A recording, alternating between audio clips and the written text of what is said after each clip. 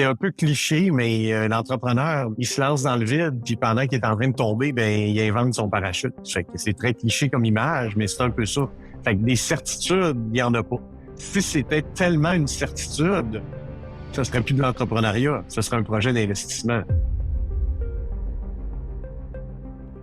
Petal, c'est une organisation dans le domaine technologique qui est spécialisée dans la catégorie de la santé. Ils aident les gens dans le domaine de la santé partout au Québec et tranquillement partout au Canada. Une organisation qui a été lancée en 2009, donc ça fait 15 ans maintenant qu'ils sont en affaires. Et croyez-moi, la croissance, eux, ça les connaît. 2009, tu t'aperçois qu'il y a des soucis. Il y a des soucis de logistique, un peu des enjeux dans le système de santé.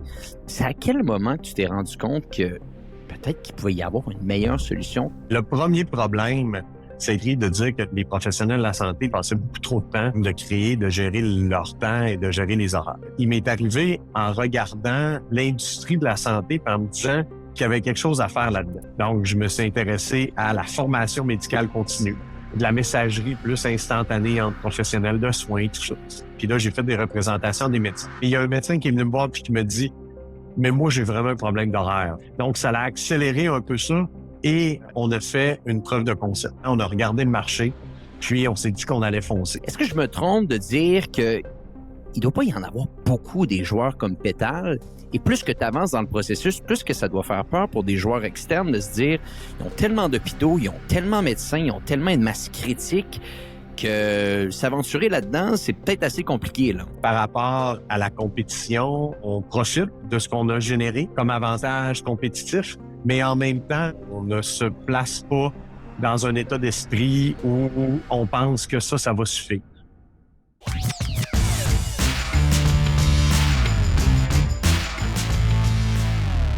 Donc, bienvenue à tous au nouvel épisode du podcast Hypercroissance. Mon nom est Antoine Gagné et je suis très heureux aujourd'hui de vous présenter l'entretien que j'ai avec Patrice Gilbert, CEO et fondateur de l'entreprise Petal.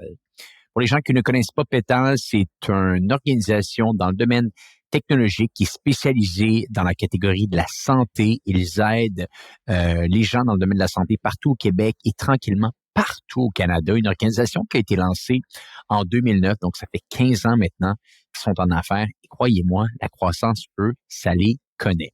Aujourd'hui, dans l'entretien, ce qui est très intéressant, c'est qu'en décortiquant le parcours de Patrice, on va se rendre compte d'une chose. On va se rendre compte que Patrice a fait partie de l'aventure de Taleo, l'aventure que Louis Têtu, qui est déjà venu sur le podcast à l'épisode 100, nous avait raconté, une organisation, Taleo, encore une fois dans le domaine technologique, la Ville de Québec, qui, pour les gens qui ne le savent pas, a été vendue quelques milliards de dollars en 2012 à l'entreprise Oracle.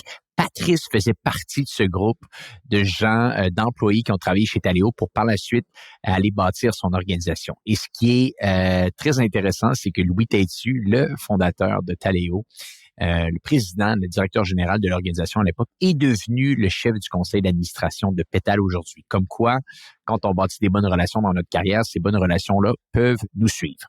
On discute donc, Patrice et moi, de la croissance qu'ils ont été capables d'avoir. Et ce qui est très intéressant, c'est que la croissance de Petal s'est faite de manière itérative. C'est-à-dire qu'ils ont entouré un enjeu dans le système de la santé. Les gens avaient de la misère avec des logiciels pour savoir les horaires de leurs employés, pour savoir comment que les gens pouvaient booker du temps avec littéralement des médecins.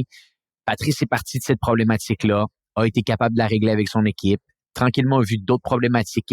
Il a acheté donc au final 5 autres organisations à travers le temps qu'il a intégré à Petal pour augmenter la ligne de produits qu'il était capable d'intégrer à Petal. Donc vraiment une histoire assez intéressante. On parle donc de croissance par acquisition. On parle également de levée de fonds. Patrice est un excellent vulgarisateur, un excellent communicateur qui nous explique comment voir grand. Une chose qui, des fois, au Québec, va nous manquer. On a des belles, grosses business que j'aime bien dire souvent au Québec, mais c'est rare qu'on veut vraiment bâtir des choses qui vont révolutionner le monde. Et clairement, Patrice est dans cette catégorie d'entrepreneur-là, un entrepreneur qui veut changer les choses. Donc, vous allez voir, c'est un entretien qui est totalement fascinant, une organisation Petal qui, selon moi, on va continuer à entendre parler dans les prochaines années. Également, comme à chaque semaine, on vous invite à vous abonner sur Apple Podcasts ou sur YouTube. Ça nous aide énormément pour faire grossir le podcast. Et dernier point avant de vous laisser à la discussion du jour, vous le savez, le 24 mai prochain, dès 18h à l'hôtel Alt de Montréal, on a le premier événement du podcast Hypercroissance qui se nomme Panel d'hypercroissance.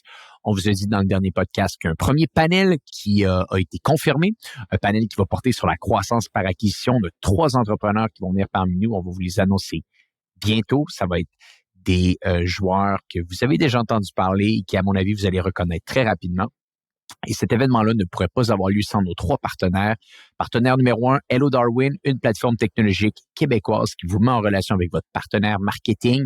Je les ai utilisés plusieurs fois dans le passé. Je recommande à chaque fois Hello Darwin, à chaque fois que les gens me demandent « Antoine, connais-tu quelqu'un qui pourrait refaire mon site web? Antoine, connais-tu quelqu'un qui pourrait gérer mes campagnes Google? » Je redirige les gens vers Hello Darwin. On a également Acombago, qui est partenaire de l'événement Acombago, qui est un logiciel comptable utilisé par plus de 40 000 PME à travers le Québec. Vous imaginez, des gens que je connais très bien, des amis à moi, je vous invite à aller voir leur plateforme technologique si vous voulez en savoir un peu plus. Et le dernier commanditaire, le groupe Plante, Simon Plante, que vous avez peut-être déjà entendu sur le podcast, qui se prête à l'événement. Simon, que j'ai une confiance absolue, c'est lui, comme je l'ai déjà dit, qui gère mon propre argent. Je lui fais excessivement confiance. Et si vous cherchez quelqu'un qui peut vous conseiller au niveau de vos finances, qui peut vous aider vraiment dans votre gestion de patrimoine, allez voir Simon. C'est une personne que je fais confiance. Je lui réfère plein de clients et je vous invite à aller considérer ses services. Sur ce, on vous souhaite un excellent épisode. Patrice Gilbert, vous êtes le président et fondateur de Pétale, un leader canadien de services conseils et de développement de solutions technologiques dans le domaine de la santé. Fondée en 2010, l'entreprise compte plus de 350 employés, répartis dans 7 bureaux au Canada, en France et aux États-Unis, collaborant avec plus de 900 établissements de santé et profitant à 8 millions de patients qui voient la qualité de leurs soins s'améliorer. Patrice Gilbert, merci beaucoup d'être sur le podcast Hypercroissance aujourd'hui. Bonjour Antoine, un plaisir d'être là. Patrice, avant de rentrer dans notre entretien et de parler de cette évolution qui a été assez impressionnante, celle de Pétale, est-ce que ce serait possible pour toi aujourd'hui de nous expliquer en détail ce que ton entreprise fait au quotidien pour les différents patients? Absolument, Antoine. Donc, l'entreprise Pétale, on fait 3 belles affaires. Donc, on se concentre dans la gestion de la capacité. Ça veut dire quoi la capacité? Ça veut dire, quel professionnel est disponible quand? Donc, on a différents produits pour bien faire la gestion de ça.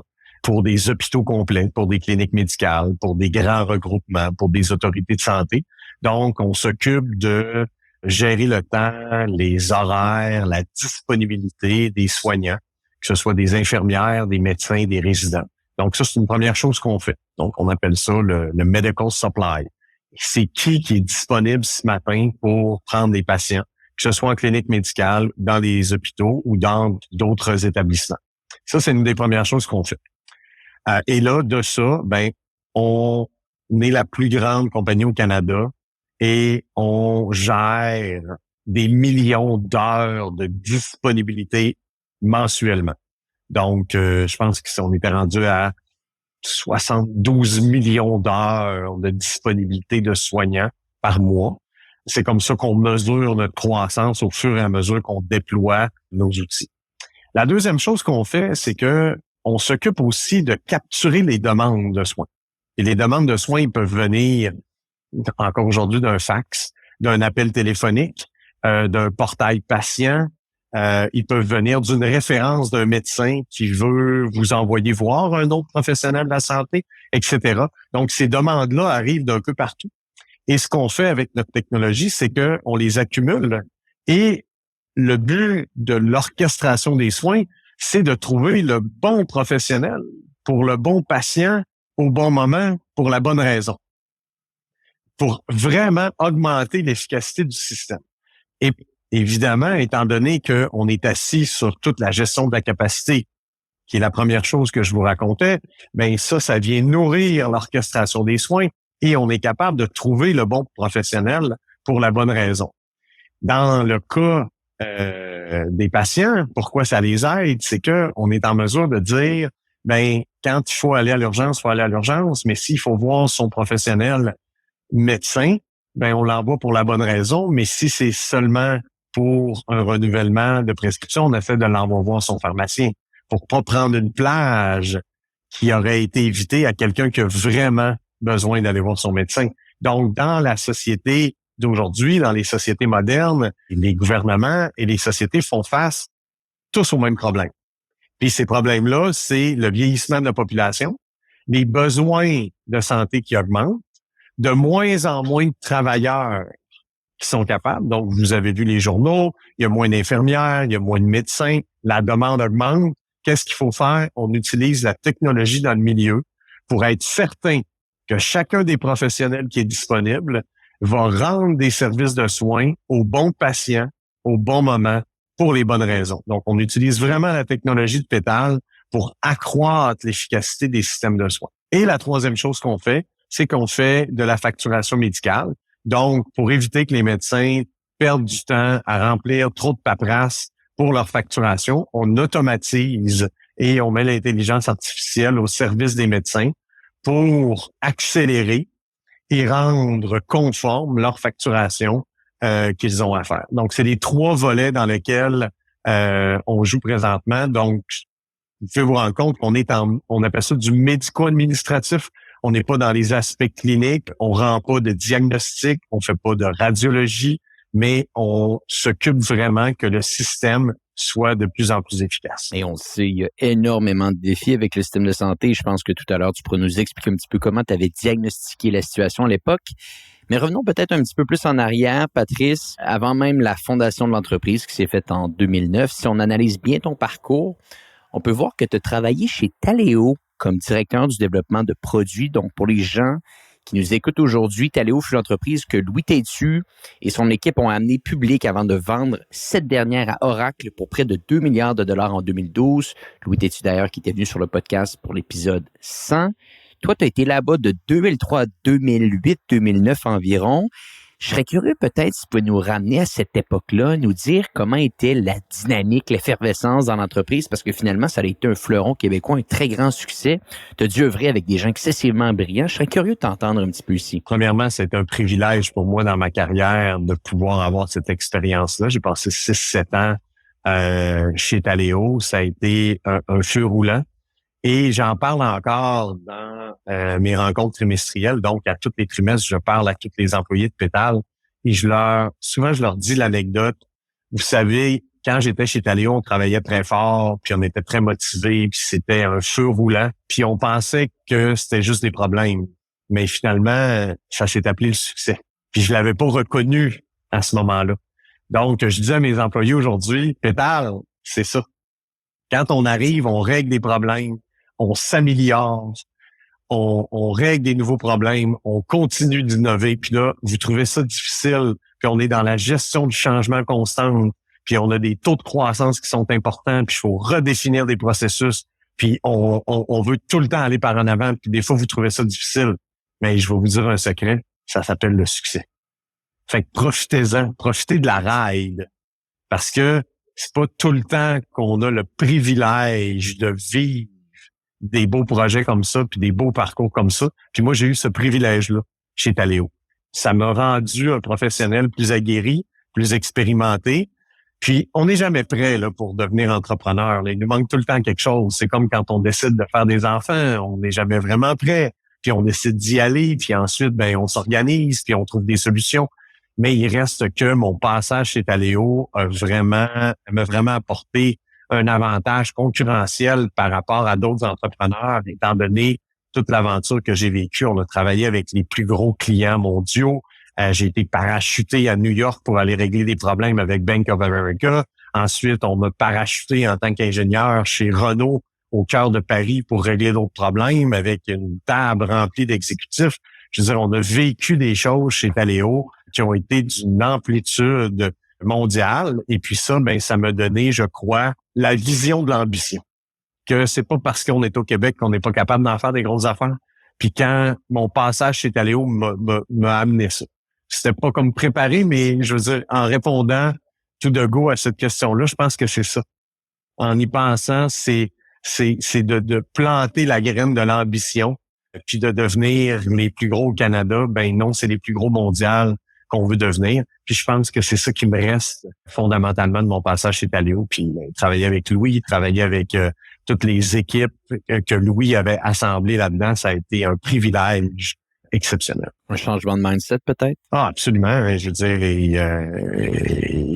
le passage de de passer d'une plus petite entreprise à aller dans un feu roulant comme ça où c'est jamais assez vite, c'est jamais assez gros.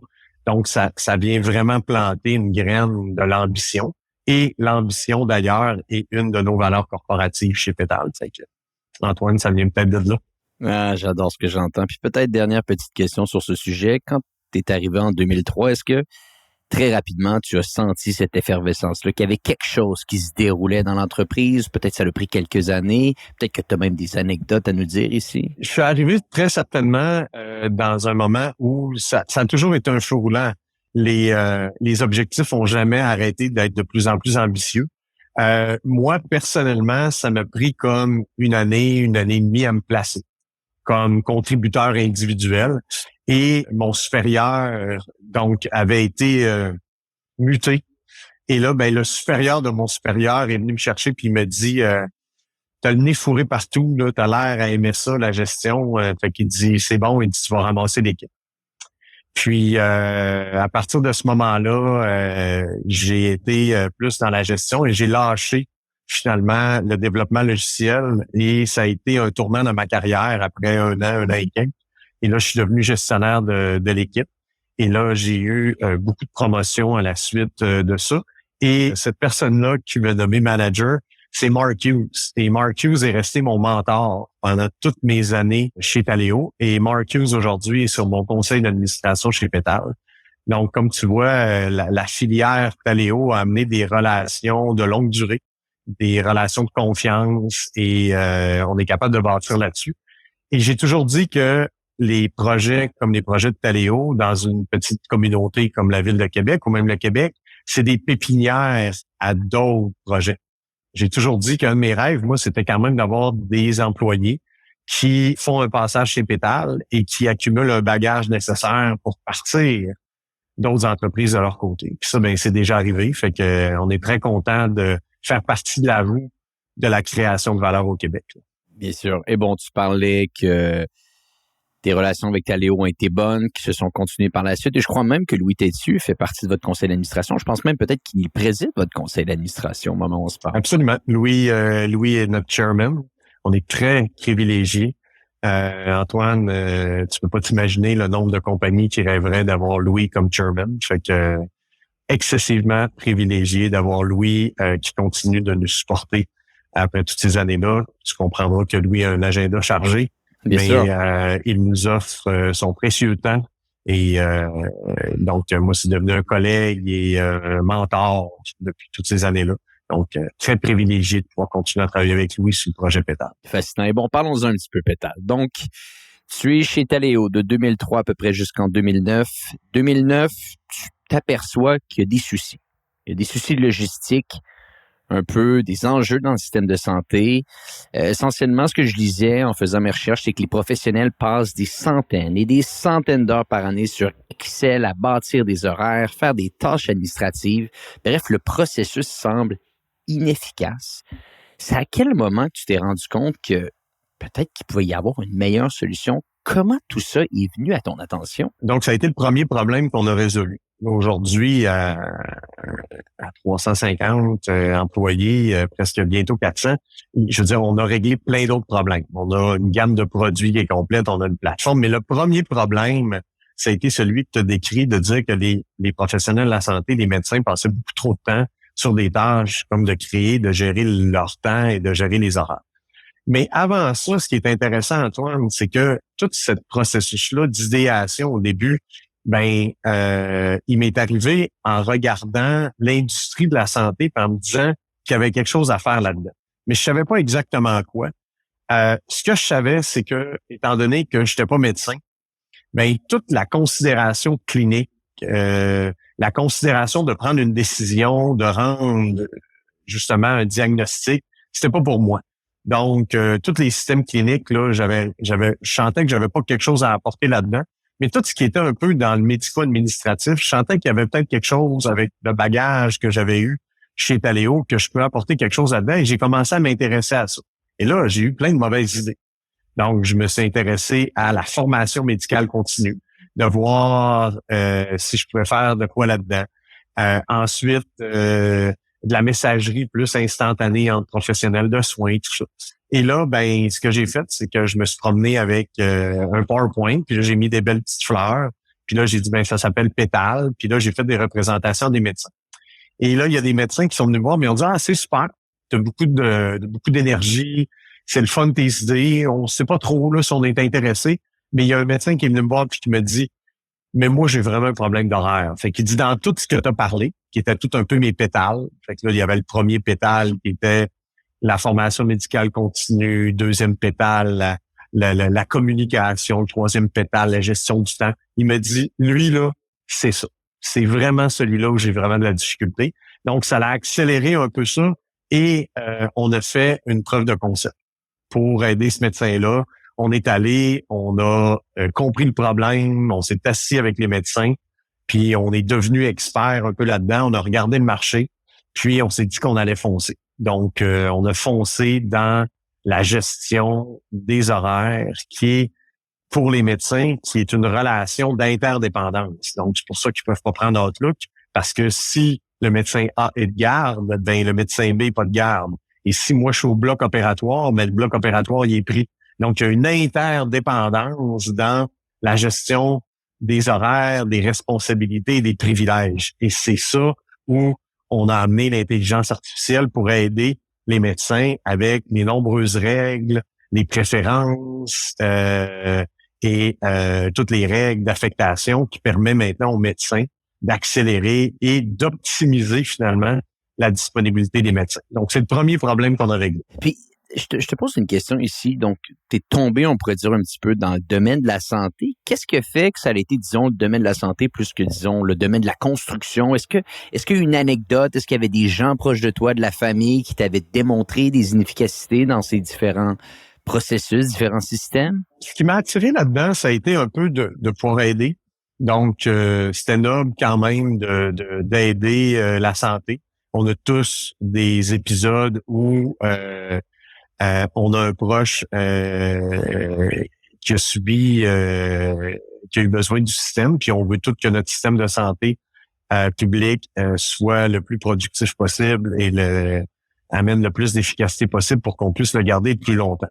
Moi, quand je voyais que les cardiologues passaient, donc c'est une histoire vraie, au CHUM, avant d'avoir Pétale, ben les cardiologues s'arrêtaient, donc 2 cardiologues s'arrêtaient 6 mois.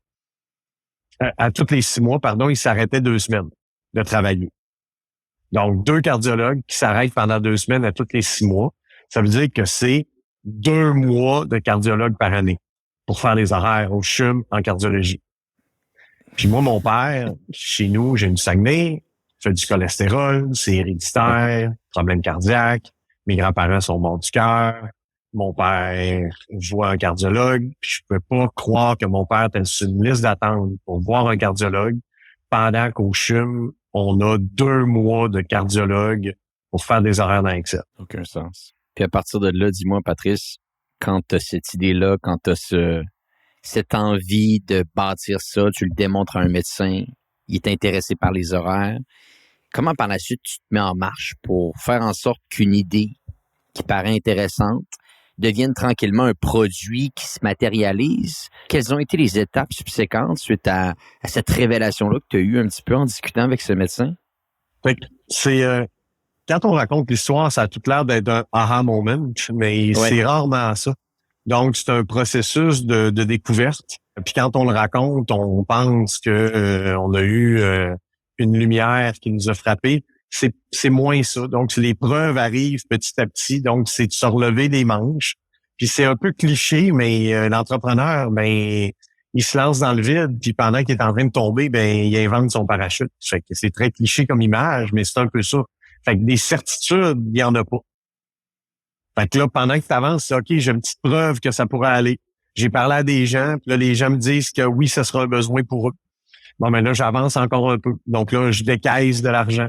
Fait que j'ai mis mon argent, vendu les maisons, décaissé mes épargnes. Puis là, ben là, tu dis, OK, j'avance là-dedans. Puis là, ben là, quand t'as plus d'argent, ben là, il y a des anges qui disent, on va mettre un peu d'argent dans ton affaire. Puis on va avancer. Donc, l'histoire se construit de peu à peu. Si c'était tellement une certitude, ce serait plus de l'entrepreneuriat. Ce serait un projet d'investissement.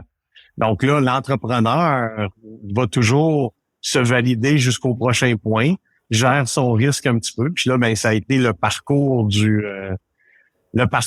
un peu avec le bâton de pèlerin. Je veux dire, j'ai mis 400 000 kilomètres sur une voiture à visiter des chefs de département du Québec moi-même pour comprendre puis vendre moi-même tous les premiers groupes de médecins qui sont arrivés sur Pétale.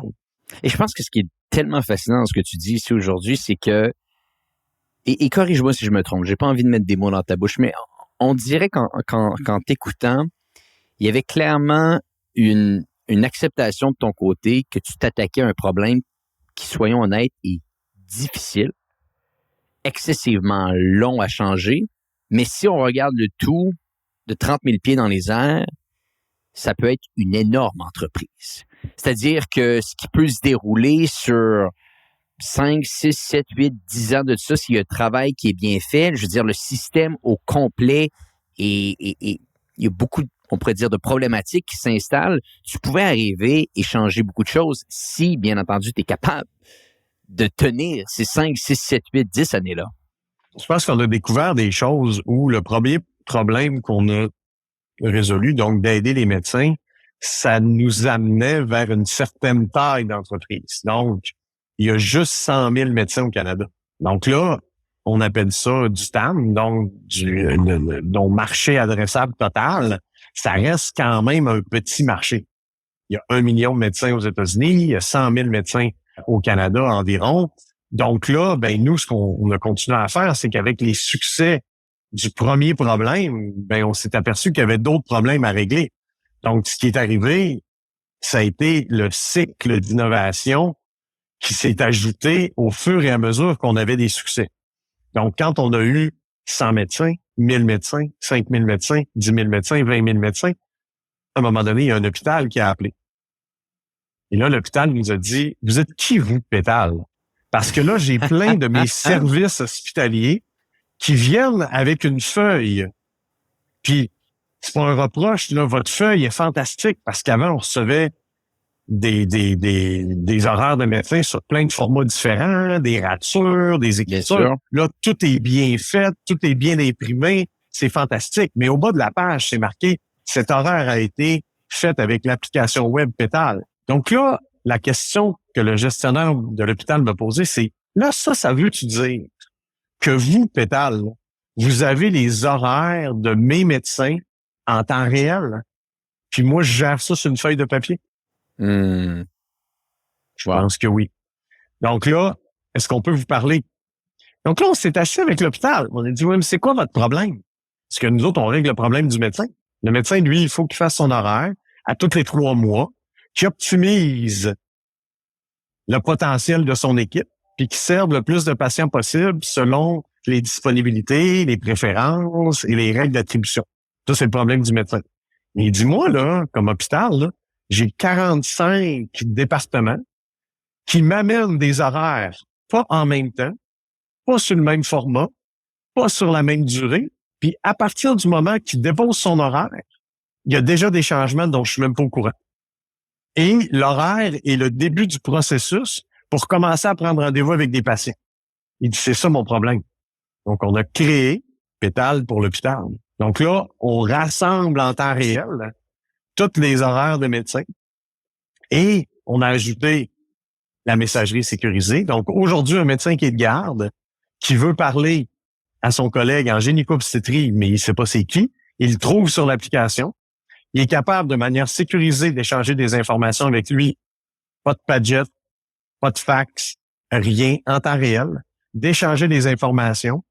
On augmente la sécurité des patients. On diminue les temps de prise en charge, juste avec les horaires. Et là, ton TAM fait x10. Là, le TAM vient d'exploser. Et là, ce qu'on fait, c'est que là, vu qu'on a tous ces renseignements-là en temps réel, mais là, les hôpitaux nous approchent en nous disant « sécurité publique ».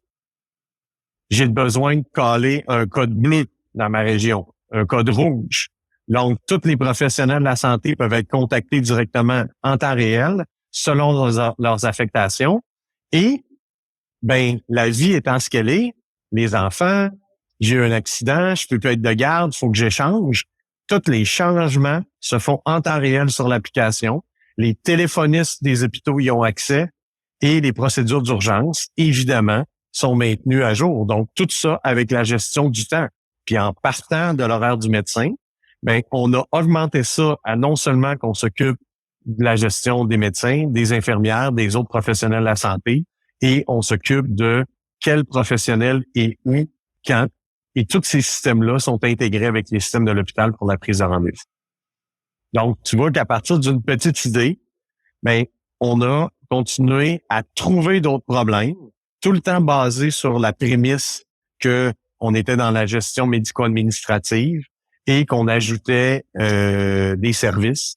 Et là, notre plateforme de gestion de capacité est vraiment rendue une plateforme qu'on appelle Enterprise.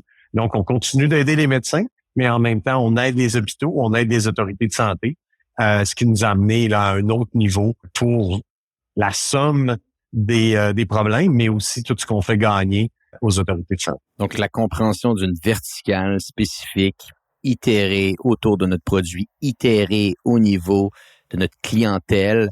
Et tranquillement, il y a plus en plus de choses qui s'offrent à nous. Et je pense qu'un point qui serait intéressant à décortiquer également pour notre audience aujourd'hui, Patrice, c'est, et corrige-moi si je me trompe, mais j'ai l'impression en t'écoutant parler que plus que tu avances dans ce processus-là, plus qu'il y a ce qu'on pourrait appeler ce qui s'intègre une prime au vainqueur. C'est-à-dire, en anglais, on utilise souvent le terme moat, c'est-à-dire la difficulté pour une entreprise à rentrer dans une catégorie parce que le joueur numéro 1 en place a tellement bâti d'infrastructures que c'est quasiment impossible d'attaquer son château.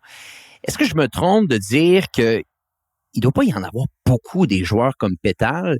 Et plus que tu avances dans le processus, plus que ça doit faire peur pour des joueurs externes de se dire, ils ont tellement d'hôpitaux, ils ont tellement de médecins, ils ont tellement une masse critique que s'aventurer là-dedans, c'est peut-être assez compliqué, là. On fait exactement le contraire, Antoine. Moi, j'ai beaucoup d'humilité envers la compétition.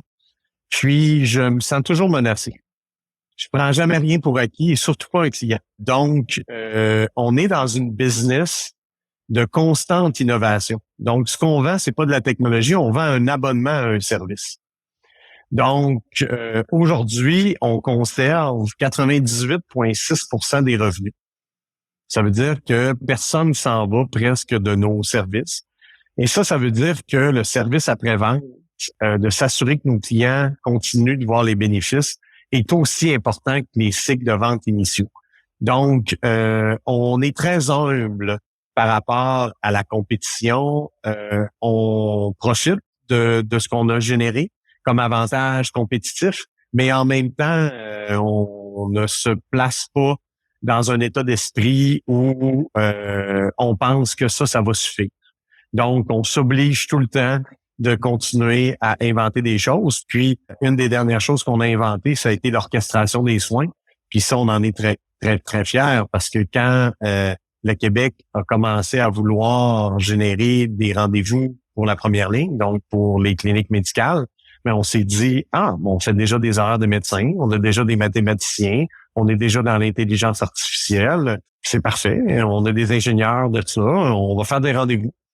Et là, ce qu'on s'est aperçu, c'est que on était capable de régler le problème à grande échelle, étant donné nos ambitions.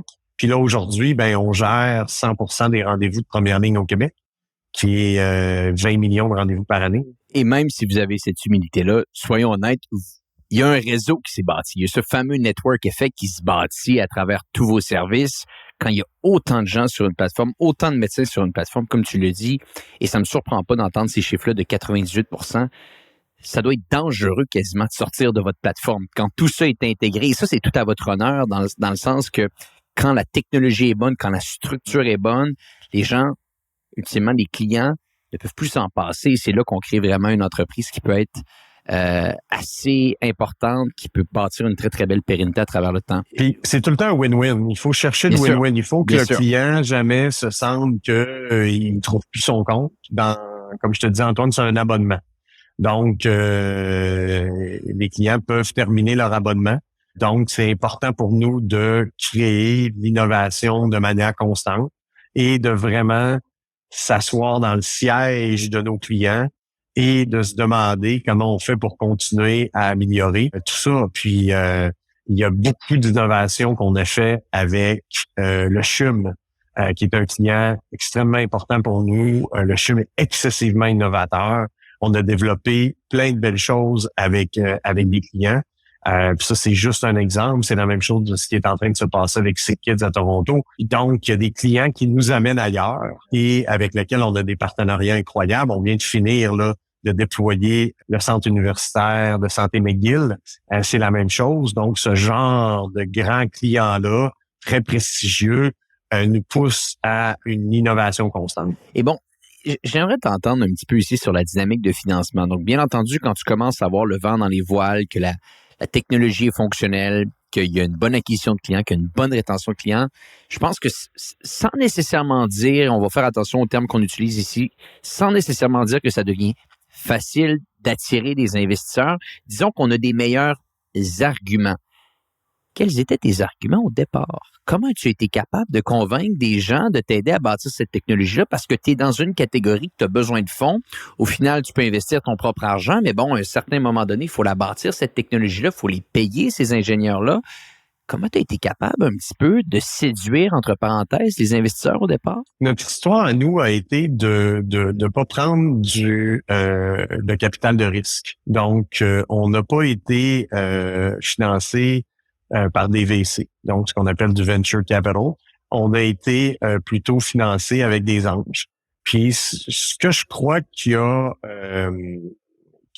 convaincu, ça a été l'innovation et la rapidité à laquelle on signait des médecins. Donc, il y avait quand même un buzz, puis je crois que les gens ont aimé l'histoire. Il y a des investisseurs qui voyaient qu'on avait un système qui était SaaS, la technologie était moderne, on allait arriver à quelque part là-dedans. Donc, ça prend quand même une bonne dose de courage. On est Pétale, c'est tout début, c'est pas un bon d'épargne. C'est pas un bon d'épargne gouvernemental, donc c'était très risqué. Mais il y a des gens qui ont cru.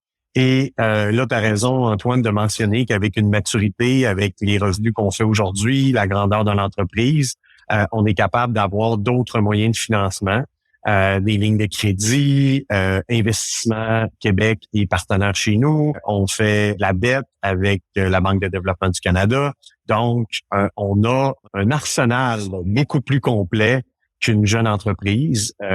Mais à un certain point, l'entrepreneur doit vraiment se transformer quand tu prends du capital extérieur en soyant certain que quand tu prends du capital de l'extérieur, que tu te mets aussi dans la place des gens qui investissent et que tu dois être un véhicule de création de valeur.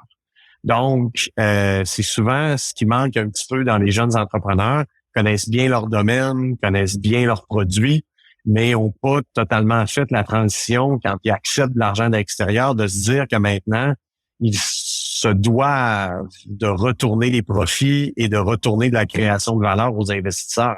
Parce que sinon, ben, c'est pas un bon véhicule pour investir. Donc, on est content de ne pas avoir fait des erreurs qui nous auraient fait reculer, par exemple, dans la création de valeur. Donc, depuis le début, chaque investissement et chaque dollar qui a été investi dans Pétale a créé de la valeur. Puis ça, moi, je suis très fier. C'est qu'il y a personne qui a perdu son argent. Il y a personne qui a une dévalorisation de son capital. Et ça, pour moi, c'est très important de continuer à créer de la valeur à chaque étape. On prend une petite pause sur l'épisode en cours pour vous parler de notre événement Panel d'hypercroissance qui va avoir lieu le 24 mai prochain.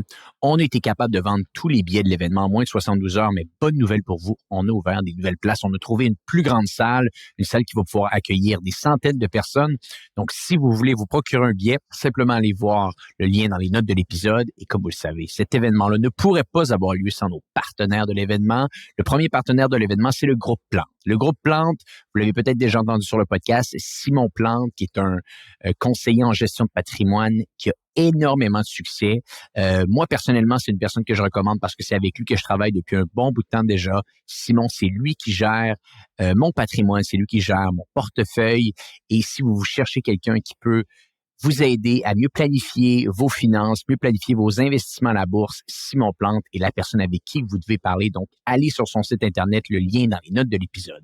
Le deuxième partenaire qui nous aide pour l'événement, c'est Hello Darwin. Hello Darwin, c'est une plateforme technologique qui vous aide à trouver votre partenaire marketing. Et Hello Darwin, pour vous donner un peu de contexte, ils ont plus de 5000 agences dans leur répertoire. Donc, vous cherchez quelqu'un pour votre site web, vous cherchez quelqu'un pour vos designs, vous cherchez quelqu'un pour vos campagnes vidéo, allez sur leur site Internet et 100% gratuitement, Hello Darwin va être capable de vous mettre en relation avec un partenaire marketing. Nouveau service maintenant qu'ils offrent également et sont capables de vous accompagner pour vous aider à trouver les subventions dont vous désirez pour votre organisation. Et le dernier partenaire de l'événement, c'est Acombago. Acombago, qui est le logiciel de comptabilité utilisé par plus de 40 000 PME partout au Québec. Donc, vous allez encourager l'événement Panel d'hypercroissance en encourageant nos sponsors.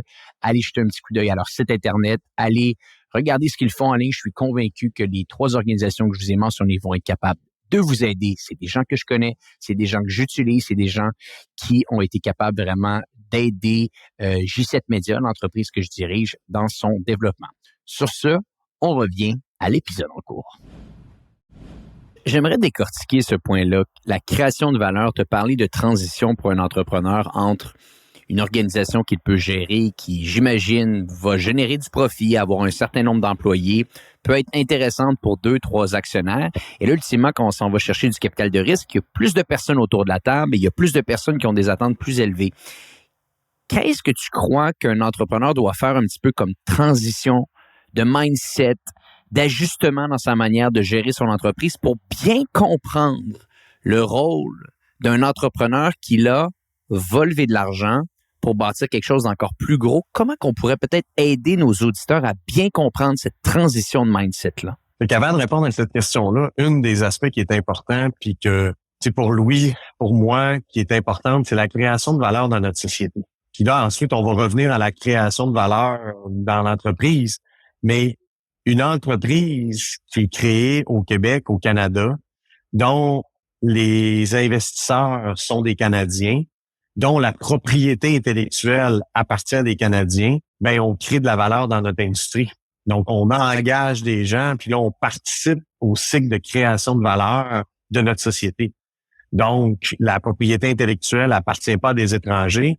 Les bénéfices ne vont pas à des étrangers. Les bénéfices reviennent dans notre société et cet argent-là peut même être réinvesti. Fait que moi, ce que je veux, c'est qu'Investissement Québec fasse plein d'argent avec Pétale, prenne cet argent-là, puis encourage d'autres entreprises québécoises aussi à faire ça.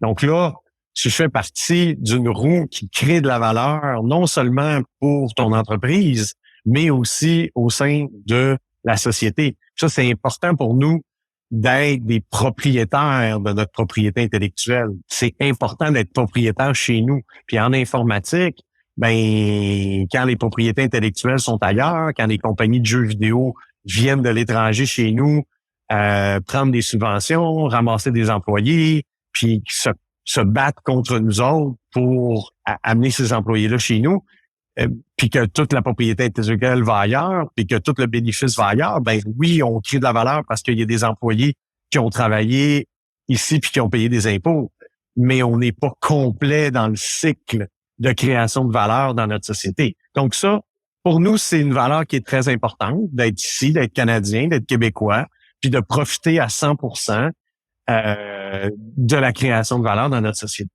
Maintenant, pour revenir à ta question plus particulière, le déclic qui doit se faire, c'est que souvent, l'entrepreneur, quand tu vas aller faire des pitchs, ben il va dire hey, « j'ai un produit, mon produit, c'est fantastique. » Et là, pour reprendre l'exemple des médecins, j'ai un produit, mon médecin va être content, c'est fantastique, et là, je vais lui charger de l'argent, puis il va être content de mon produit, et puis là, ben là, je vais en vendre plein. C'est fantastique. Ce que l'investisseur plus sophistiqué veut savoir, c'est quoi les risques, c'est quoi la vélocité, c'est quoi le Customer Acquisition Cost, c'est quoi tes métriques financières. Puis c'est ça, la transition entre bien connaître ton marché, bien connaître le problème que tu veux résoudre, t'assurer que ce problème-là a une valeur sur le marché. Est-ce que ça a une valeur de régler ce problème-là? Pour qui? Et puis, est-ce que les gens vont être prêts à payer? Et la valeur que je vais aller le vendre, est-ce que je fais une marge ou est-ce que c'est tellement compliqué pour moi de le construire que finalement, je fais pas d'argent au prix que je suis capable de... Donc, l'équation économique doit être comprise de l'entrepreneur et ensuite doit vraiment venir appuyer ses dires dans son modèle économique. Et là, c'est là que souvent, on a des entrepreneurs qui parlent encore à des investisseurs en termes de produits, de problèmes, de marché, et non en tant que d'investissement monétaire, de retour sur investissement, de coût d'acquisition, de marge brute, d'OPEX, d'EBITDA. Donc, c'est tout ce langage-là financier que l'entrepreneur doit apprendre et de faire une transition vers, OK, j'ai trouvé un problème, je me suis tellement investi dans le marché présentement, j'ai bien compris ça, mais maintenant, pour prendre de l'argent de l'extérieur et pour prouver à ces investisseurs-là que mon véhicule entrepreneurial est un véhicule qui va amener de la profitabilité, ben là, il y a une certaine transition à faire. Et là, ben, de là, les conseils d'administration, de là, le mentorat, de là, de s'entourer de gens comme j'ai fait, qui l'avaient déjà fait, pour nous amener, nous, entrepreneurs, vers cette compréhension-là de comment on doit devenir un dirigeant qui non seulement comprend bien son produit et son marché, mais aussi qui comprend bien le modèle économique de ce qu'il est en train de mettre en place. Donc, cette sophistication financière-là, c'est un des points importants, je pense, pour les gens qui nous écoutent aujourd'hui, de comprendre la distinction entre une belle entreprise et une entreprise qui, si possible, va être énorme, grande, va pouvoir créer de la valeur dans la société, va pouvoir ultimement également créer de la valeur aux actionnaires. Je pense que le point est intéressant ici de parler de dynamique économique, de dynamique financière, parce que j'aimerais parler avec toi maintenant un petit peu d'acquisition. Ultimement, on est capable avec notre équipe de bâtir un produit, de trouver ce qu'on appelle le product market fit, bref, de bâtir une preuve que c'est fonctionnel. Mais ultimement, à travers le temps, et je pense que vous avez été excessivement bon là-dedans, on écoute nos clients. Nos clients peuvent avoir d'autres défis, d'autres problèmes, et on veut ajouter des lignes de produits, on veut ajouter des lignes de service à notre solution. Et là, vous, de votre côté, vous avez fait 5 acquisitions à ce jour, des acquisitions qui, je crois, ont été faites surtout au niveau de la facturation médicale. On pourra en parler peut-être un petit peu plus en profondeur ensemble. Donc, les 5 acquisitions pour les nommer, Medago, WorkOptics, Exact, je ne sais pas si ma prononciation est bonne, Gestimed et BAM. Peut-être tu pourrais nous parler un petit peu, Patrice, de ces différentes acquisitions-là, les réflexions derrière et comment ça pouvait venir vous aider dans votre vision stratégique. Absolument. Donc, il y a 2 moyens d'accélérer la croissance. Là. Donc, il y a de la croissance qu'on appelle organique, engager des vendeurs, faire des démonstrations, vendre ton produit, acquérir une nouvelle clientèle.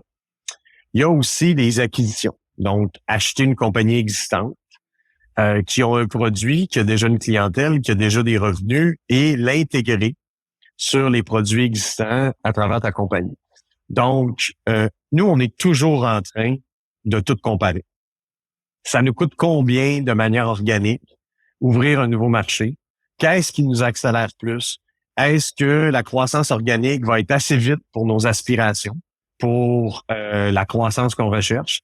Est-ce que les acquisitions vont nous amener cette vitesse-là? Est-ce qu'on va pouvoir en profiter? Donc, on est toujours constamment en train d'évaluer des acquisitions potentielles. On n'achète pas 20% de tout ce qu'on analyse. Donc, on analyse beaucoup de choses dans le marché et on vient tout le temps comparer, est-ce que je mets $1 en acquisition ou je mets $1 en croissance organique? La santé est particulière, les cycles de vente sont particulièrement longs en croissance organique.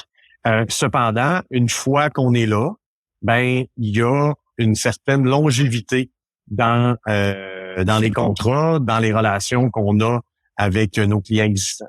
Donc, il y a une valeur d'investir des dollars en commercialisation pour aller chercher ces contrats-là et on balance toujours en facturation comme on l'a fait en facturation pour ça. Donc, aujourd'hui, en facturation, on a des équipes qui font de la croissance organique. Des nouveaux médecins s'enregistrent à tous les jours sur la plateforme Exact.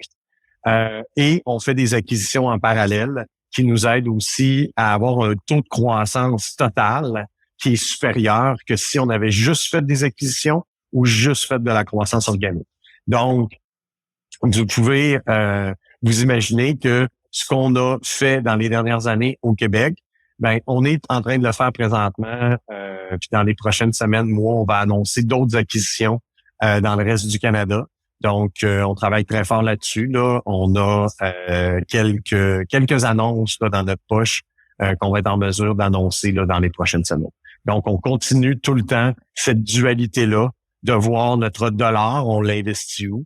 Puis, pour nous, c'est important là, l'accélération des acquisitions. Puis, à chaque fois qu'on fait une acquisition, bien évidemment, il y a des employés existants. Il y a de l'expertise qu'on vient chercher. Et puis, ben, on accélère le projet à ce moment-là. Intéressant. Et bon, peut-être ici, juste pour renchérir un petit peu sur ce point-là, est-ce que tu serais d'accord de dire que ce volet d'acquisition, de croissance par acquisition, s'installe peut-être à un certain degré de maturité? C'est-à-dire qu'on doit faire nos preuves, on doit aller chercher une certaine base de clientèle avant de commencer vraiment à regarder ça, ou peut-être même au départ, ça peut s'installer dans une stratégie. Je pense qu'il y a deux raisons. Il y a donc une maturité organisationnelle. Donc, pour faire une acquisition, si notre propre organisation est pas mature au point de vue de la gestion des ressources humaines, de la gestion financière, de la gestion légale. Donc ça, si on n'est pas très mature nous-mêmes là-dedans, d'aller chercher une autre compagnie pour essayer de l'intégrer dans des systèmes qui sont pas matures, c'est sûr que ça peut être très difficile. D'un autre point de vue, si on manque de maturité en technologie, si on manque de maturité dans notre roadmap produit, puis qu'on prend une autre compagnie, puis qu'on l'ajoute à tout ça, ça ajoute aussi beaucoup de complexité. Donc, je pense qu'il y a une première question à se poser sur la maturité de sa propre entreprise, à avoir les reins assez solides pour accueillir et créer de la valeur, et pas finalement, par manque de qualité d'intégration, de laisser aller de la valeur. Donc, on a payé pour de la valeur, mais on n'a pas été capable de l'intégrer finalement. Donc, c'est de la valeur qui a été perdue par un manque d'efficacité d'intégration de la cible qu'on a acquise. Donc là, il y a vraiment une question à se poser sur la maturité organisationnelle avant de procéder à des acquisitions. Et deuxièmement, ben, il y a la maturité financière, économique. Donc là, s'il faut emprunter, ben, est-ce qu'on a les reins assez solides pour emprunter? Est-ce qu'on va avoir des plans de remboursement? Est-ce qu'on émet de la dette? Est-ce qu'on émet des actions? Comment on va financer les achats? Donc ça, c'est un autre aspect qui est hyper important de voir. Donc, tout le modèle économique, on en parlait un petit peu tout à l'heure, de la maturité du modèle économique, ben de se lancer dans des acquisitions quand on n'a pas cette maturité-là d'avoir un modèle économique qui est stable, ben, il peut nous amener plus de problèmes. Fait qu'Antoine, tu peux peut-être voir ça comme un levier. Donc, quand on investit à la bourse, si on investit sur marge, ça peut aller très rapidement. Ça peut aussi dégringoler trop rapidement. Donc, de faire des acquisitions, c'est un levier qui est intéressant. Cependant, si on n'a pas la maturité nécessaire, ça peut nous faire dégringoler plus rapidement à ce moment-là.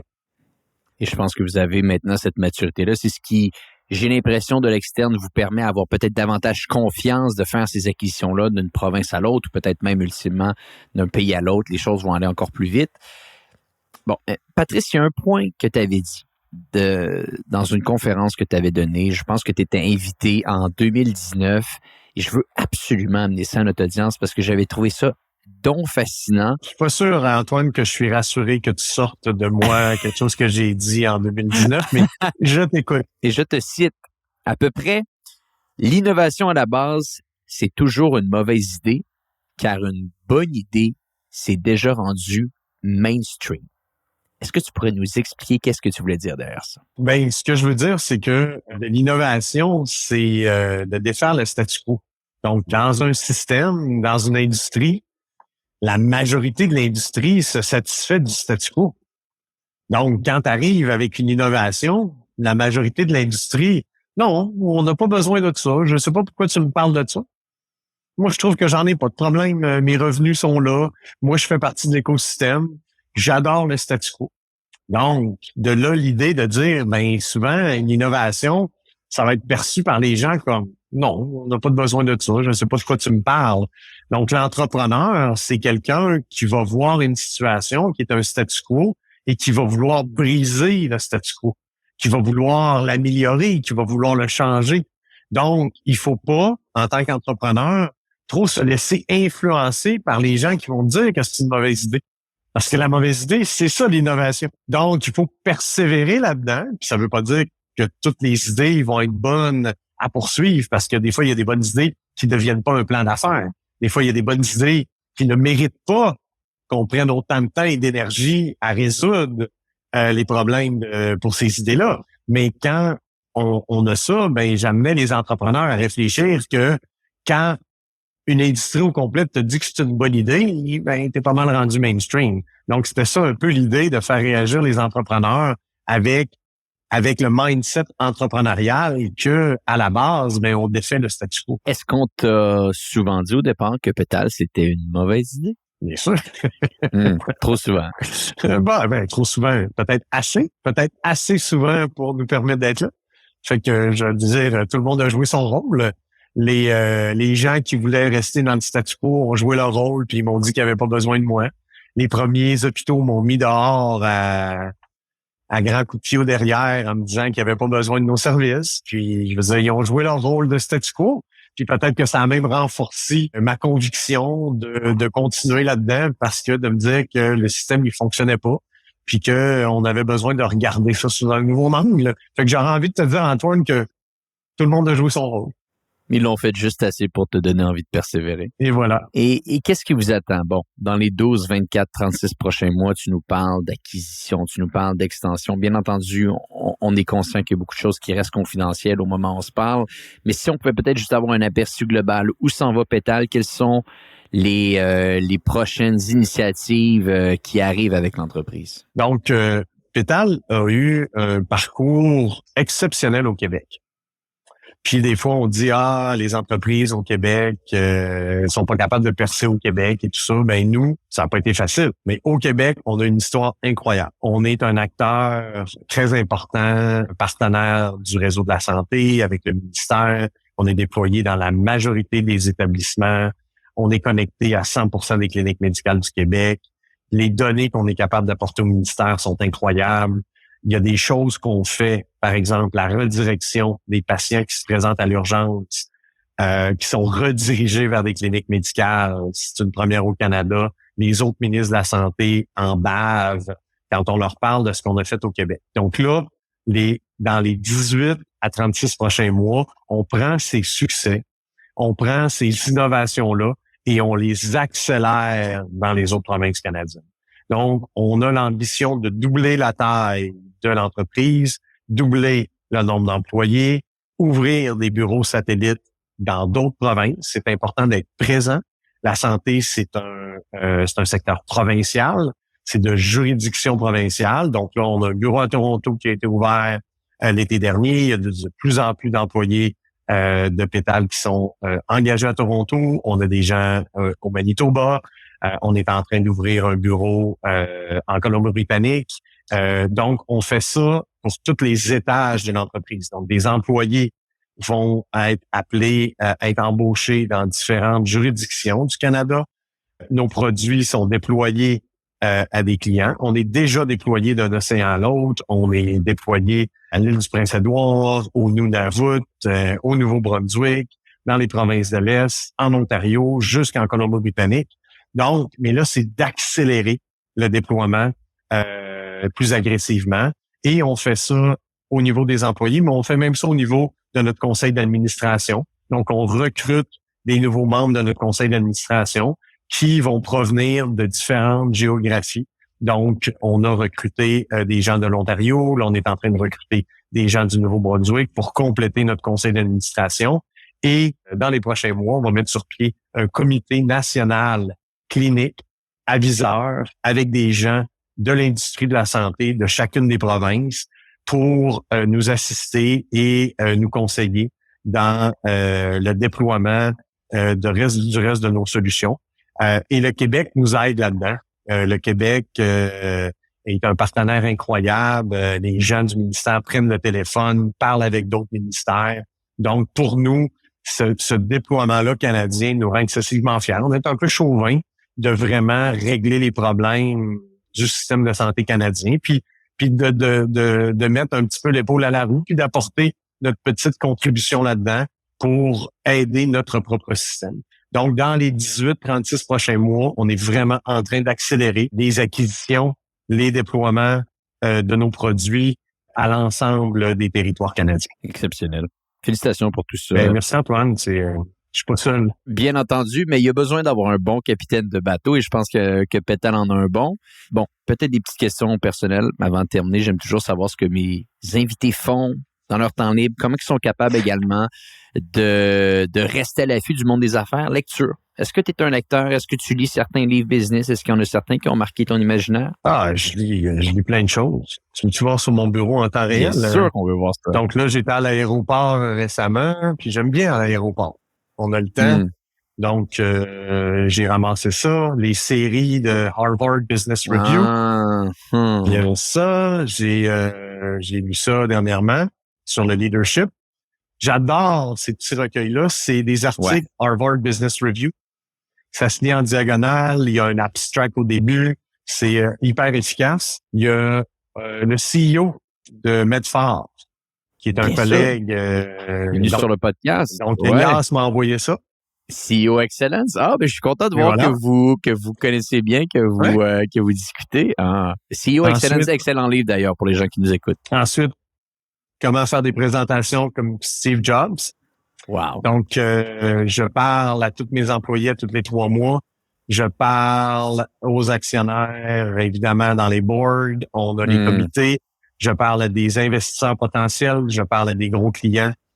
Pour moi, c'est un exercice sans fin de pouvoir exprimer des idées de manière claire, de manière concise, d'y amener une émotion. Donc, ce livre-là est pour moi très intéressant. Je ne fais pas juste lire des livres de business. Je viens de finir L'homme qui aimait les chiens de Leonardo Pedura, donc qui est sur une trame de l'assassinat de Trotsky et sur le régime communiste et sur le rêve brisé du communisme, surtout dans la Révolution espagnole et à Cuba. Donc, c'est très, très bien écrit. Très bon livre. Intéressant. Podcast, est-ce que tu en écoutes un peu? Non, j'écoute beaucoup de musique.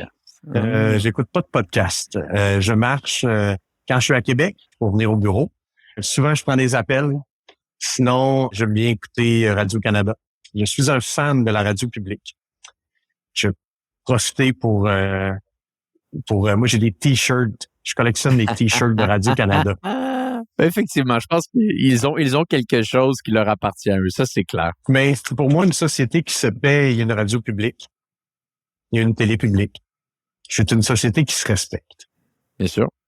Donc, à la base, d'investir dans nos communications publiques, pour moi, c'est à la base des fondements d'une société qui vise la démocratie, l'éducation, l'information. Donc, je suis un grand fan de Radio-Canada. Intéressant. Et quelle est la routine du président? Tu nous parles que tu marches pour aller au bureau. À quoi ressemble une routine dans la vie de Patrice? L'absence de routine. Tu sais qu'un entrepreneur sur 2 qui vient sur le podcast nous dit qu'il n'a aucune routine, qu'il ne veut pas en entendre parler. Donc, c'est pas la première fois que j'entends ça. Moi, j'essaie de faire des choses. De toute ma vie, j'ai essayé de m'entraîner. Je suis quand même pas si mal. J'ai réussi, je continue à faire du vélo, je fais du ski. Ouais. Donc là, je m'oblige à m'entraîner parce que je m'inscris dans des événements. Et là, Antoine, je sais pas pourquoi, mais je suis allé m'inscrire à la course de gravel, de vélo de gravel à JP le 20 avril. Oh. Et tu pourras comprendre que chaque petite bordée de neige m'éloigne d'aller m'entraîner avant le 20 avril. Donc, en faisant ça, je suis obligé de rouler. Je suis obligé de m'entraîner et je suis obligé de dormir des nuits respectables parce que c'est 85 km de gravel dans la boue et la neige le 20 avril prochain avec 1400 mètres d'ascension. Donc, je m'oblige à faire ça. Donc, je m'inscris à des raids de vélo de montagne, je m'inscris à des courses, puis je veux pas performer, je veux finir, je veux avoir du plaisir, mais ces obligations-là m'obligent à mettre dans ma vie et dans mon absence de routine des plages où il faut absolument que je prenne un peu de temps pour m'entraîner. Et ça me garde en équilibre ces obligations-là. Je fais qu'une routine pour moi, je me lève à 6 heures le matin. J'aime beaucoup lire, donc j'épluche le matin le Globe, j'épluche la presse, j'épluche le site de Radio-Canada en diagonale. Je lis les nouvelles économiques, je lis les nouvelles, j'ai des alertes évidemment dans notre secteur d'activité, donc je lis toutes mes Google Alerts qui sont rentrés, les press releases, donc je fais ça jusqu'à 6h30, 7h moins quart. Et ensuite de ça, je me prépare. D'habitude, 8h, 8h30, je suis au bureau, je suis assis. Et là, c'est très occupé. Évidemment, j'ai une assistante et une adjointe qui s'assure de la productivité de chaque minute de ma journée. Et quand la journée se termine vers 18h, j'essaie de m'entraîner. J'essaie. Oh, OK, le Je suis soir. pas toujours capable. Donc, c'est un défi dans les hôtels. J'apporte mon stock. J'essaie. Je ne réussis pas toujours. Mais pour moi, c'est un combat à tous les jours d'essayer de voir si je peux prendre une 3/4 d'heure pour essayer de m'entraîner un petit peu. Et ensuite de ça, quelques calls des fois en soirée, mais j'essaye. Mon cerveau est pas très bon à faire des choses trop complexes en fin de journée. Donc, souvent, je vais essayer de peut-être d'éclairer 1 ou 2 dossiers en soirée, mais pas quelque chose qui va me demander beaucoup de concentration. Je me garde ça pour le matin. Et le samedi et le dimanche, ça me prend 2 grandes sorties de sport pour aller prendre l'air. Et le dimanche matin, je me réserve quelques heures pour planifier la semaine, planifier mes déplacements et puis organiser un peu comment je vais prioriser ma prochaine semaine. Donc ça, d'habitude, je fais ça le dimanche matin. Pour quelqu'un qui n'a pas de routine, c'est quand même assez bien établi tout ça, là. Oui, mais c'est un combat que souvent, tout est dérangé. Mais c'est un combat d'essayer de revenir Bien sûr. à quelque chose. Puis, chez Pétale, je fais les mêmes affaires aux 13 semaines. Donc, Okay. La compagnie fait les mêmes choses aux 13 semaines. Semaine 4, il y a le board. Semaine 3, je parle à mes execs. Semaine 1, c'est des rapports qui sortent. Semaine 2, etc., etc. Je fais les mêmes affaires à toutes les 13 semaines. On a les mêmes rencontres, les mêmes points de mesure, les mêmes rapports qui sortent aux 13 semaines. Et au fur et à mesure de notre croissance, on met à jour le 13 semaines. On change les points de mesure, on change les rencontres, mais la vie de Pétale, pour moi, c'est aux 13 semaines. Fait que tu auras compris que des vacances personnelles sont impossibles pour moi à la semaine 1, 2, 3, 4, 5, jusqu'au temps que j'ai fait mon board. Et là, je suis capable de gérer mon temps, mes priorités avec mon équipe exécutive pour avoir, dans certains trimestres, où je suis capable de prendre des vacances personnelles à partir de la semaine 7, 8, 9. Là, je suis capable de me donner ça et j'aime bien revenir avant la fin du trimestre, m'assurer qu'on fait les chiffres à la semaine 10, 11, 12, 13 pour être présent, pour finaliser les résultats. Excessivement structuré. J'adore ce que j'entends. Patrice, merci infiniment d'avoir pris du temps avec nous aujourd'hui. C'est exceptionnel un petit peu la manière que tu vois le monde des affaires parce que tu es capable de vulgariser des concepts des fois qui sont plus complexes à comprendre pour certaines personnes. Je pense que tu as une très, très bonne mainmise sur ton entreprise, sur la dynamique dans laquelle tu opères. Donc, félicitations pour tout ça. Si on veut en apprendre plus, peut-être vous avez des postes ouverts, peut-être qu'il y a des gens dans le domaine de la santé, il n'y en aura pas beaucoup qui connaissent pas votre solution, mais qui l'entendent pour la première fois. Meilleur endroit pour vous rejoindre. Le site web, on peut évidemment contacter nos équipes à partir de notre site web, laisser des messages, les postes ouverts sont disponibles sur notre site web. Il y a aussi tous les réseaux sociaux. On est présent sur Instagram, sur LinkedIn, sur Facebook. Donc, n'importe quel moyen, ça va se retrouver à la bonne personne au bon moment, pour la bonne raison. Fantastique. Patrice Gilbert, merci beaucoup d'avoir été avec nous aujourd'hui. Ce fut un entretien des plus fascinants. Et pour les gens qui nous écoutent, on se dit à bientôt pour un prochain épisode du podcast Hypercroissance.